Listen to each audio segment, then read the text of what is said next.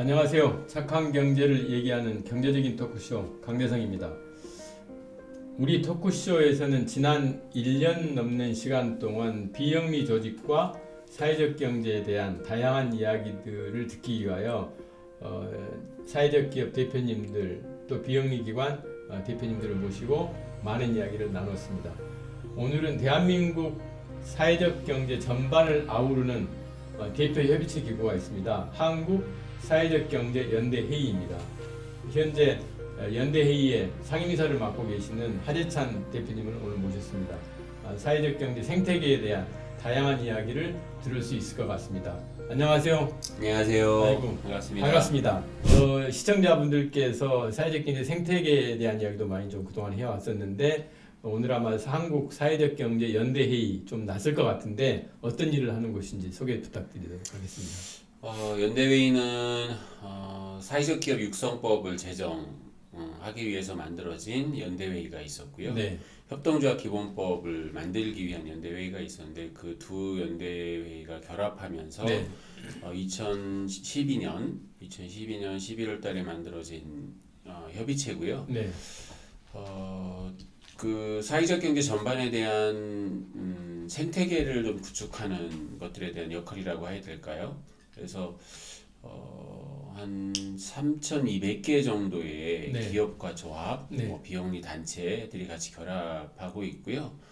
생협, 신협, 사회적 기업, 자활기업, 협동조합 등등등 네. 이렇게 해서 구성되어 있어서 서로 그 연대와 협동을 통해서 그 전반적인 우리나라 전반적인 그 사회적 경제 생태계를 활성화하는 노력들을 좀 하고 있습니다. 그 초반기에는 정책과 제도를 네. 중심으로 해왔고 현재는 사회적 경제 민간에 대한 전반적인 생태계들을 같이 아울러서 네. 고민들을 좀 하고 있습니다.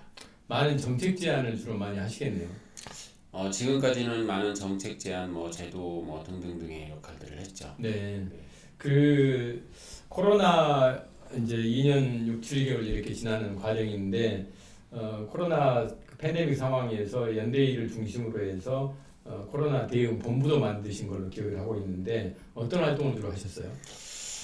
초기 코로나라고 하는 상황이 우리를 굉장히 낯설고 힘들게 했었죠. 이 상황에서 뭐라고 해야 될까요? 좀 더 어렵고 힘든 사람들이 더 많은 피해를 받는 그런 어려움들이 좀 있었고 사회적 경제들도 마찬가지 어려움들이 있었습니다. 이 상황에서 우리가 이 위기의 강을 어떻게 건널 것인가라고 하는 고민을 통해서 코로나 대응본부가 꾸려졌고요.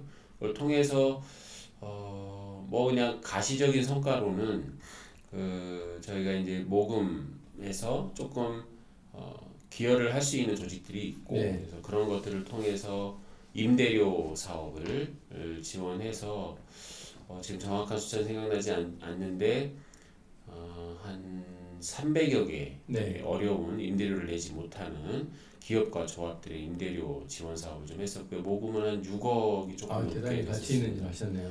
그거 했었고 플랫폼 노동자들 협동조합이 네. 있었죠. 협동조합의 플랫폼 노동자들, 문화예술하는 노동자들이 초기에 정부 지원을 받지 못했습니다. 네네. 그래서 그것도 2차 모금을 통해서 한 2천만 원 정도 네. 그분들의 이제 일상 생계비 지원하는 이런 활동들을 했고 생협들이 어려운 사회적 기업, 자활기업, 마을기업, 협동조합들의 매출을 네. 지원을 위한 활동들을 했고 그걸 통해서 한 6, 7억 정도로 정확한 숫자는 정확히 네. 모르겠습니다. 하여튼 그런 매출 신장뿐만 아니라 컨설팅을 통해서 생협의 생산 조합원으로 네네. 하는 등등등의 그래서 다른 데들은 구조조정을 하거나 등등 이제 이런 것들이 있었는데 사회적 경제는 연대와 협력을 통해서 이런 것들을 극복해야 된다. 네네. 그래서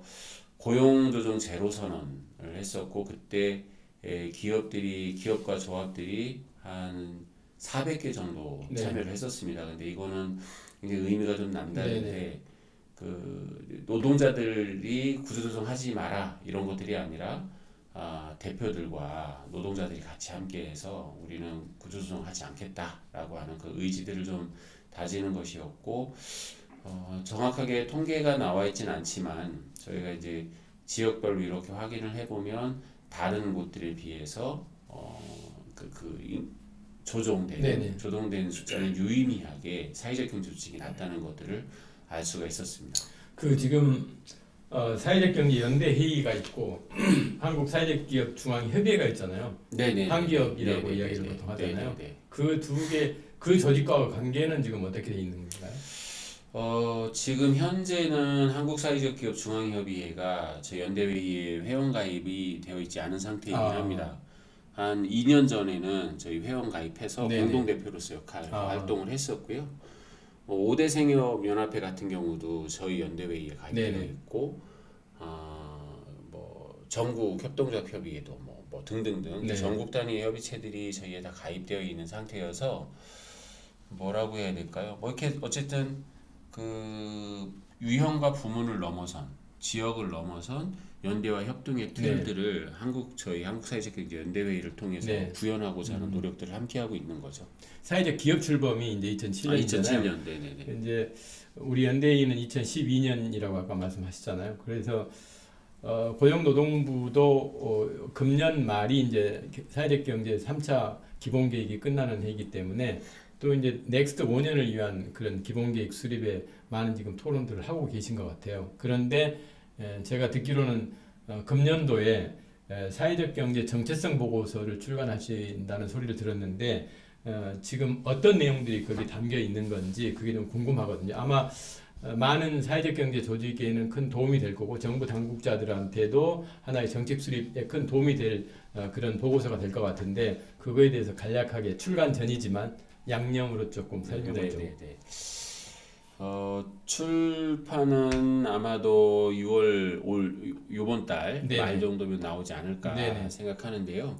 일단 정체성 보고서 작업을 하게 된 배경이 되게 중요한데 이게 이제 그 사회적 경제가 양적 성장이라는 것들을 통해서 이제 우리나라 그러니까 외국에서 정의된 정체성이라고 해야 될까요? 네. 개념이라고 해야 될까요? 이제 그런 것들을 중심으로 사회적 경제가 발달을 했죠. 그런데 이제 우리나라도 사실은 말씀하셨듯이 사회적 기업만 해도 2007년부터 시작했으니까 꽤 됐고 네. 그 전에 이미 생협과 자활과 신협과 이런 운동들이 꾸준하게 있었습니다. 그래서 그런 양적 성장들 속에 우리 스스로를 좀 돌아보는 이런 것들이 좀 필요하다. 네. 우리다움이 뭐냐, 사회적 경제다움이 뭐냐, 우리 사회에서의 이런 것들이 뭐냐, 이제 이런 것들을 좀 확인할 필요가 좀 있었고요. 한국형 사회적 기업 모델 이렇게 봐도 되는 거예요? 그렇게 표현하기는 좀 어렵고 한국 사회에 맞는 사회적 경제다움을 네. 찾자. 그러니까 우리 지금 한국 사회가 갖고 있는 시대적 요청도 있는 그렇죠. 것이고요. 네. 그 안에서 어떤 역할들을 어떻게 해야 되느냐, 이제 이런 것들에 대한 것들도 있기 때문에 그래서 그런 것들을 좀 드러내고 조금 더 우리가 그 사회적 경제다움에 네네. 대한 역할들을 좀 해보자라고 하는 거고요. 여러 내용이 있지만 저는 이제 초안을 쭉 봤을 때 취약계층들을 위한 노력들은 참 의미 있게 했다. 네. 의미 있게 했다. 그런데 이제 생협과 신협 등등등의 활동들을 포함해서 지금 이제 소벤이라든지 네. 등등등의 역할들을 보면 사회주택도 마찬가지고 취약계층을 넘어선 우리 사회에 필요한 역할들을 하고 있다. 그리고 네. 이러한 역할들이 조금 더 시대에 맞게 기후 위기라든지 등등 이런 것들이 넘어서 취약계층을 품고 이것을 넘어선 활동들을 네. 이제 우리 사회적 경제가 해야 되지 않겠느냐라고 하는 내용들. 그리고 우리 사회는 자발적으로 형성된 사회적 경제가 있고 제도에 의해서 만들어진 사회적 네. 경제가 있거든요. 두 곳이 이렇게 겹쳐서 사실은 한 큰 영역으로 보면 세 개 영역이 있는 네. 거죠. 이 세 개 영역이 있는 속에서 우리다움, 사회적 경제다움이라고 하는 것들이 조금 혼란스러운 게 네. 있습니다. 그 혼란스러움 속에 연대와 협력을 강화하기 위해선 그 정체성이라고 하는 네. 것들을 조금 명확하게 우리 스스로를 돌아볼 필요가 좀 네네. 있다라고 하는 그런 내용들이 참 담겨 있는 것 같습니다. 전환점이 될 것 같습니다. 좋은 보고서 저도 네. 입독을 꼭 하겠습니다. 네네네. 이제 사회적 경제 저도 이제 행복날에 대표하면서 입문을 했는데 우리 이제 상임이사님께 여쭤보고 싶은 거는 일반적으로 사회 문제를 해결하기 위해서 영리 기업을 택할 수도 있고 이제 여러 가지 방법들이 많이 있잖아요. 근데 왜 그 사회적 기업을 하다 보면 어려움이 정말 많잖아요. 자원의 한계도 있고 여러 가지 한계점이 있는데 그럼에도 불구하고 이 사회적 기업가들은 왜 사회적 기업을 계속 도전하게 될까? 어떤 이유가 있다고 보시는 거예요? 저도 사실은 그 소셜 벤처를 창업하고 이 사회적 경제가 우리 사회를 변화시킬 수 있는 가장 좋은 주체이겠다는 생각을 했거든요. 사실은 사회복지사이고 수화통역사인데요. 네, 장애인분들과 그런 분들 쭉 만나면서 제가 자괴감을 빠졌던 건 이분들의 삶이 바뀌지 않는 거예요. 네, 뭐 10년 이상 만나와도 이분들의 삶이 바뀌지 않는 그런 거에 대한 자괴감도 빠지고 뭐 이랬었는데 그 우연한 기회에 그 척수장애인 네, 친구와 함께 그 친구의 자립을 돕기 위해서 창업을 해야 되겠다. 그래서 만난 게 사회적 경제인데요. 뭐 그런 거였죠. 복지에서 보면 장애인들이 대상자입니다. 네. 그런데 사회적 경제에서 보면 저같이 창업했던 친구는 창업 주체인 거죠. 창업 주체죠. 네. 그렇죠. 그러니까 그 주체로서 자기 문제를 능동적으로 주체적으로 해결하는 주체가 된 거죠. 그러니까 뭐 여러 가지 이유가 있겠지만 핵심은 사회적 경제를 선택하는 분들의 핵심은 그런 것 같아요. 사회에 대한 관심. 그러니까 이걸 다른 말로 표현하면 이웃에 대한 관심일 수 있고 그렇게 볼 수 있는데 말씀하신 대로 그 취약계층들을 고용하고 취약계층들한테 사회 서비스를 준다라고 하는 건 네. 기업 입장에서 이중고의 리스크가 있는 네, 거거든요.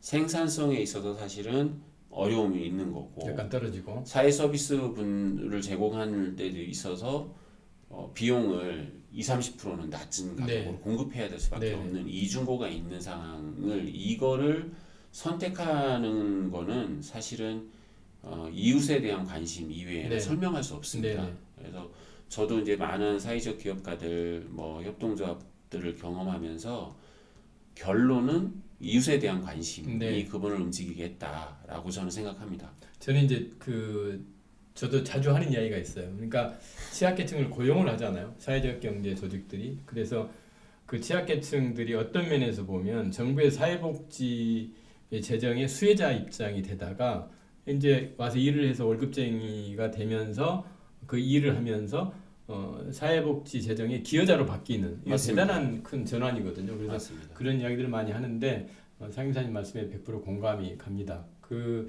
또 하나 질문은 이제 사회적 기업은 2007년도 출범을 했지만 저희가 사회적 경제 생태계 그러면 사회적 기업, 마을 기업, 자활 기업, 협동조합 되게 이제 네 가지 축을 좀 이야기를 하잖아요. 그래서 지금 상당한 기간이 흘렸지만 어느 단계 한국의 사회적 경제가 어느 단계에 좀 와 있다고 생각을 하시는지 그 다음에 이제 새 정부가 지금 들어섰잖아요. 그러면 윤석열 정부에 대해서 사회적 경제 영역에 대해서 이러이러한 것들이 좀 필요할 것 같다는 정책 건의사항이나 이런 게 있으실 것 같은데 그 두 가지 질문 좀 드리고 싶습니다. 그 제가 앞에서 설명한 거에 약간 설명을 짧게 하나 더 붙이고 질문에 말씀을 네. 드리고 싶은데요. 취약계층 분들을 고용을 하면 초기에 생산성이 낮은 건 분명한 사실입니다. 그런데 이제 제 경험상 보면 이분들이 쭉 그 일을 경험하면서 일정 정도 생산성 이상 향상이 되거든요. 네. 초기엔 어려움이 있지만, 그러니까 녹슨 칼을 잘 다듬으면 그 찰이 제 역할을 하는 것과 같은 역할들을 네. 하고 있습니다. 질문에 대해서 좀 말씀드리면 우리 정부가 말씀하신 대로 4대 부문을 중심으로 정책들을 펼쳐온 게 네. 맞습니다.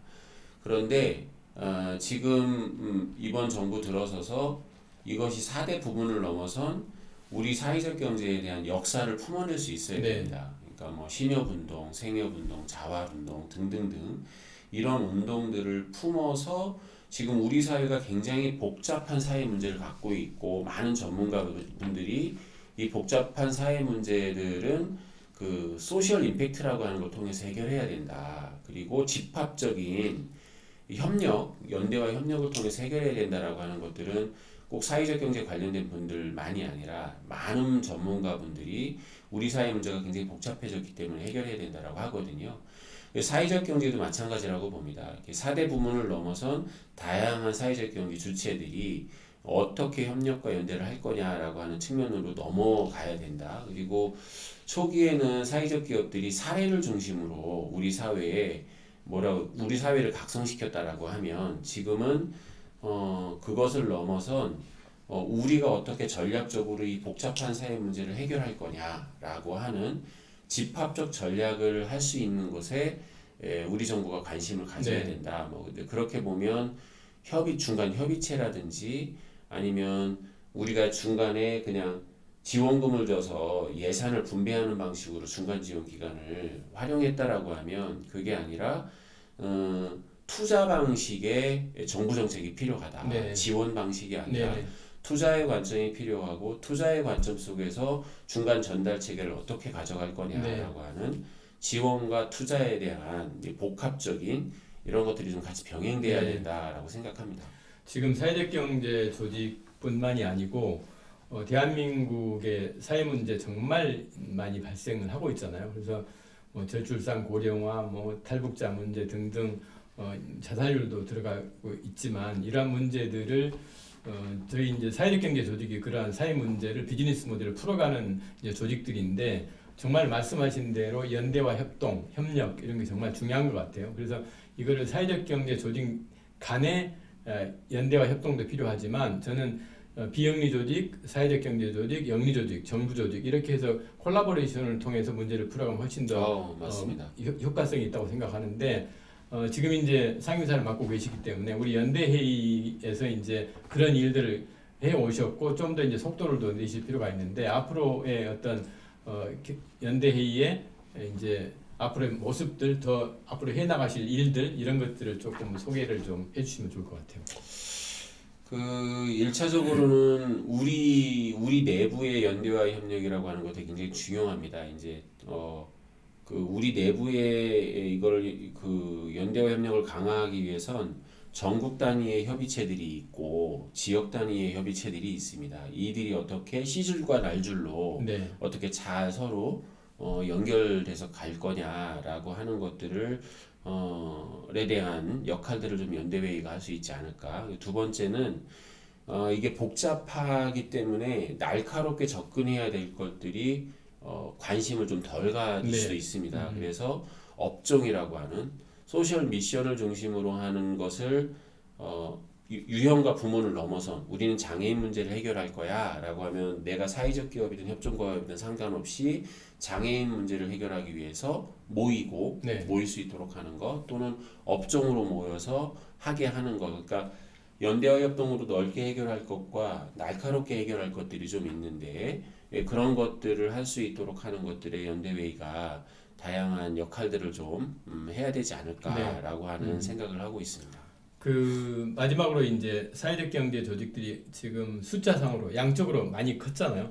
그러니까 사회적 기업도 지금 인증 사회적 기업 기준하면 3,400~500개까지 달하고 있고 마을 기업, 협동조합 다 이렇게 숫자들이 많이 양적 성장을 많이 하고 계시고 많은 분들이 다양한 분야에서 활동을 하고 계시는데 현장에서 열심히 뛰시는 분들에게 우리 상임이사님께서 드리실 말씀이 꼭 있을 것 같아요.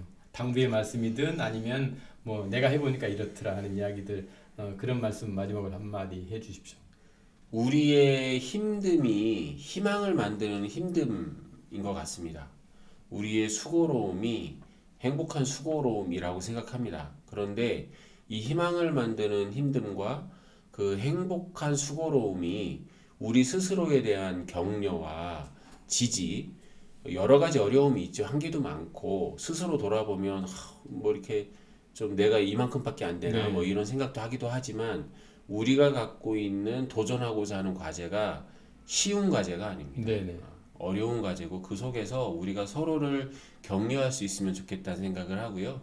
아까 정체성 보고서 얘기하면서 우리 스스로가 우리 다음에 조금 다가갈 수 있도록 서로 이렇게 조금 힘을 모으는 그런 것들을 좀 현장에서 하시면 어떨까라는 생각이 좀 듭니다. 앞으로 이제 저는 그 사회적 경제 조직에서 정말 어떤 영역에서는 연대와 협동이 잘 되고 있지만 어떤 데는 또 따로따로 가는 따로 똑같이라고 저는 표현하고 싶은데 따로 가면서 또 똑같이 어떤 손에 손을 잡고 하는 그런 모습들이 많이 좀 노출됐으면 좋겠다는 생각이 좀 들고요. 마지막으로 앞으로 계획 있으실 것 같은데 포부나 이런 것. 뭐 계획은 앞에서 말씀드렸듯이 연대회의가 해야 되는 역할, 우리 사회가 어떤 사회로 나갈 건지에 대한 고민들을 좀 우리가 깊이 좀 해야 될 필요가 좀 네. 있고, 그러니까 전망과 비전을, 사회적 경제가 어떤 사회를 만들 건지, 그리고 정체성 보고서가 나오면서 이제 정체성 공론화 작업을 좀 다양한 곳에서 해야 된다고 생각합니다. 네. 그러니까 저 연대회의가 낸 정체성 보고서가 그래서 한국 사회는 정체성은 이런 거야를 규정하고자 하는 것이 아니라 네. 정체성에 대한 논의와 우리 사회가 어떤 사회가 돼야 되는지에 대한 고민들을 각 현장에서 공론화하는 작업들을 촉진하기 위한 게 이번 작업의 핵심이거든요. 그래서 그런 것들에 우리 사회가 어떤 사회로 나가야 될 것인지를 좀 우리가 알고, 그런 것들이 다양한 곳에서 촉진돼서 올라와서 그 말씀하신 대로 협업을 해야 될 건 협업하고, 네. 각자의 특징들을 잘 살려서 해야 될 것들은 분업들은 네. 분업을 할 수 있는, 효과적인 협업과 분업이 될 수 있는 토대를 네. 좀 만들어 보고자 하는 것이 저 개인적인 연대회에서 해야 될 역할이라고 생각합니다. 오늘 말씀 감사드립니다. 고맙습니다. 그동안 사회적 경제 조직 간 협업이 부족했고 서로 간 오픈 마인드로 이렇게 만나야 되는데 그렇게 되지 않았다고 느끼시는 분들도 좀 있는 것 같습니다. 앞으로 한국 사회적 경제 연대 회의가 중심이 되어서 사회적 경제 생태계 활성화에 큰 기여를 해 주실 것으로 믿습니다. 오늘 오셔서 정말 의미 있는 이야기 해주신 하재찬 상임이사님께 감사를 드리고요. 또 뵙도록 하겠습니다. 고맙습니다. 고맙습니다.